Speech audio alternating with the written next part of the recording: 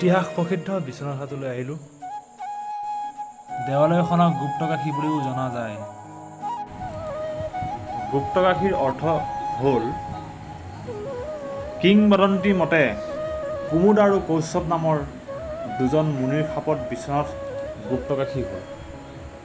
অতীতত শোণিতপুৰ বালিৰ পুত্ৰ বানৰ ৰাজ্য আছিল। ভক্ত প্ৰহ্লাদৰ বংশধৰ বান অতি পৰাক্ৰমী ৰজা আছিল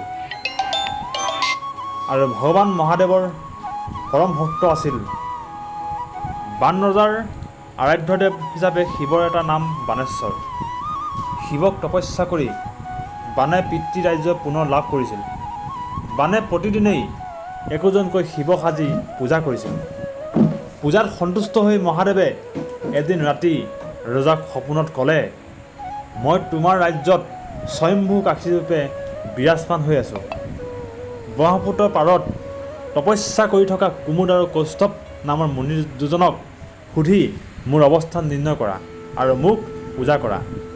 পিছদিনা বান ৰজাই ব্ৰহ্মপুত্ৰৰ পাৰত তপস্যা কৰি থকা মুনি দুজনক কাষত উপস্থিত হ'ল আৰু বিশ্বনাথৰ অৱস্থিতি সম্পৰ্কে প্ৰশ্ন কৰিলে আৰু ক'লে,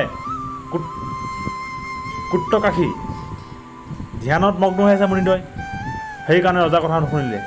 আকৌ ক'লে গুপ্তকাশী, কিন্তু ধ্যানত মগ্ন হৈ থকাৰ কাৰণে তেওঁলোকে ৰজাৰ কথা নুশুনিলে। ইফালে গোটেই দুপৰীয়াৰ গৰম বালিৰ খোজকাঢ়ি ৰজা লাল কাল হৈ আছিল। ৰজাই খঙতে ভীষণ খং উঠিল আৰু খঙতে ক'লে, গুপ্তকাশী বুলি চিঞৰি উঠিলে।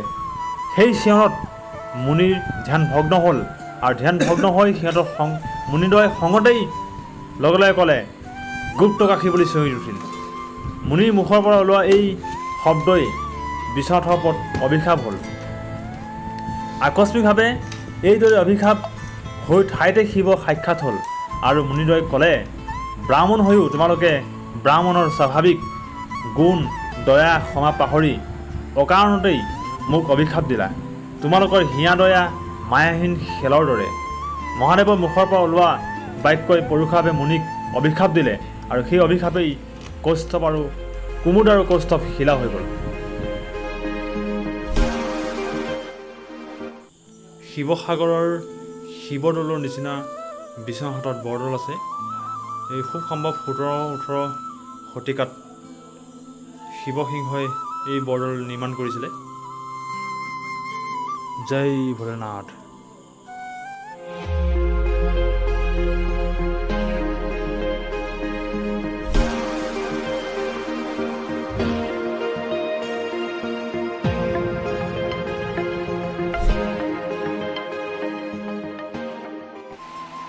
সেই তাহানিৰ আহোম যুগৰ স্বৰ্গদেউ শিৱসিংহই 1741 চনতে নিৰ্মাণ কৰি যোৱা উমাটোমণি এতিয়া আটকধুনীয়া হৈ আছে। উমাটোমণি নিৰ্মাণ কৰা এক ইতিহাস আছে। যেতিয়া মহাদেৱ শিৱই নটৰাজৰূপে সতীৰ মৃতদেহ কান্ধত লৈ গোটেই পৃথিৱী ঘূৰিছিলে, তেতিয়া সতীৰ বাওঁবাহু আৰু স্তনৰ অংশ এই জেগাত পৰিছিলে। সেইকাৰণেই ঠাইখিনিৰ নাম উমাটোমণি হ'ল। আৰু উমাই এই ঠাইতেই মহাদেৱ শিৱক স্বামীৰূপে পাবৰ কাৰণে তপস্যা কৰিছিলে। সেইকাৰণে এই ঠাইখিনিৰ নাম উমাবন বুলি জনা যায়। কি মনোৰম দৃশ্য, প্ৰাকৃতিক সৌন্দৰ্যৰে ভৰপূৰ এটা সৰু দ্বীপ উমাটোমণি।